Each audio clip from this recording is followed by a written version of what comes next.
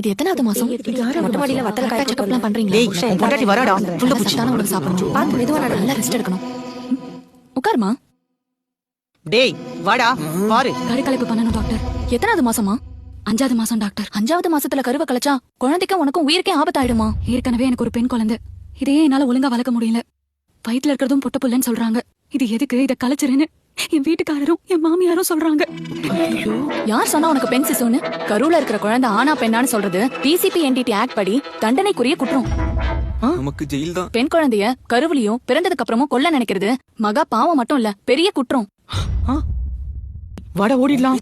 இத கருத்தில் கொண்டுதான் இந்தியாவிலேயே முதல் முறையா 2006ஆம் ஆண்டு முன்னாள் முதல்வர் டாக்டர் கலைஞர் அவர்கள் டாக்டர் முத்துலட்சுமி ரெட்டி மகப்பேறு நிதியுதவி திட்டம் கொண்டு வந்து கர்ப்பிணி பெண்களுக்கு 6000 ரூபாய் நிதி உதவி கொடுக்க ஆரம்பிச்சாங்க. அது இப்போ 18000 ரூபாவா உயர்ந்துருச்சு. 14000 ரூபாய் கர்ப்பிணியோட வங்கி கணக்குலயும் 2000 ரூபாய் மதிப்புள்ள 2 ஊட்டச்சத்து பெட்டகமும் கொடுக்கறாங்க. ஆமா டாக்டர், என் முத குழந்தைய பெத்தெடுக்க அந்த திட்டம் எனக்கு ரொம்ப பெரிய உதவியா இருந்தது. அதே மாதிரி நம்ம கவர்மெண்ட்லயே சிறப்பா பிரசவம் பாத்துக்கலாம். பைசா செலவு கிடையாது. எந்த நோயும் வராம இருக்கவும், 12 வகையான தொற்று நோய்கள் வராம இருக்கவும் தடுப்பூசிகள் ஆரம்ப சுகாதார நிலையங்கள்லயே போடுறாங்க. முதல் பெண் குழந்தை பிறந்தப்பவே நீங்களோ உங்க வீட்டுக்காரரோ குடும்ப கட்டுப்பாடு பண்ணியிருந்தா சமூக நலத்துறை மூலமா வைப்பு நிதியா குழந்தை பேர்ல 50000 ரூபாய் செலுத்திருப்பாங்க.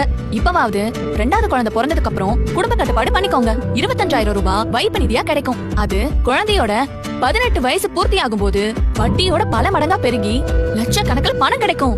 அது மட்டும் இல்லாம அரசு பள்ளி கல்லூரிகள்ல எந்த கட்டணமும் இல்லாம இலவச கல்வி, ஆரம்ப பள்ளியில காலை உணவு, மேல்நிலை பள்ளியில மதிய உணவு, விலையில்லா சீருடை, நோட்டு புத்தகங்கள், புத்தகப்பை, காலணிகள், சைக்கிள்னு அரசு எல்லா உதவியும் செய்யுது.